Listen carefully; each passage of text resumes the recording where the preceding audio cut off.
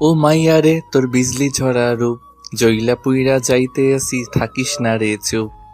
মেয়ে দেখলে মুখ খুইলা যায়, তাই না? হে আপু, আপনি কে বলুন শুনি? অপরিচিত কারো গায়ে হাত তুলতে আপনার হাত একটু কাঁপলো না? আবার কথা বলিস?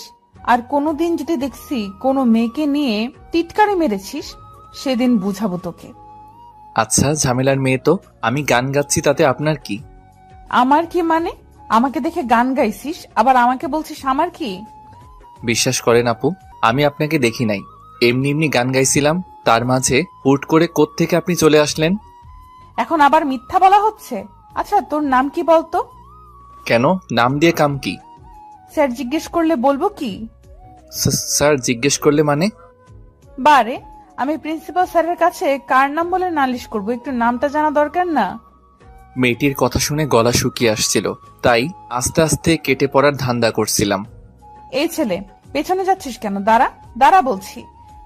দেখেন, এতক্ষণ সম্মান দিতেছিলাম, তাই বলে এটা ভাববেন না যে আমি ভীত। আমি কিন্তু আপনার সিনিয়র। নতুন আসছেন বলে হয়তো জানেন না। পরের বার থেকে সম্মান দিবেন, ঠিক আছে?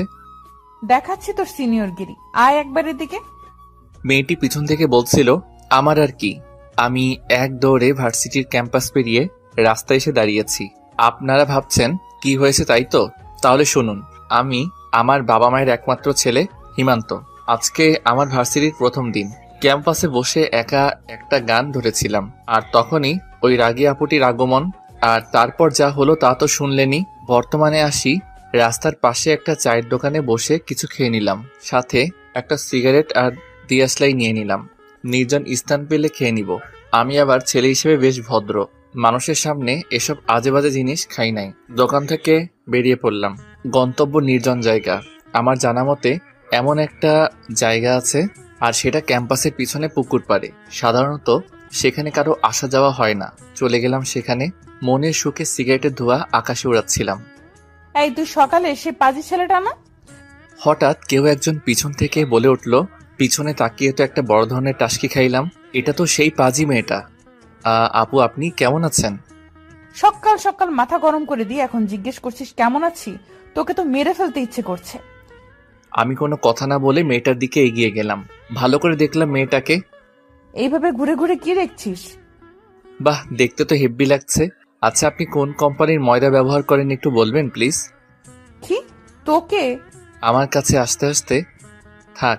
তোকে আমি ভালোবাসি এটাই বলতে চেয়েছিলেন, তাই তো? কিন্তু আপনার মতো মেয়েকে পাত্তা দেওয়ার টাইম আমার নাই।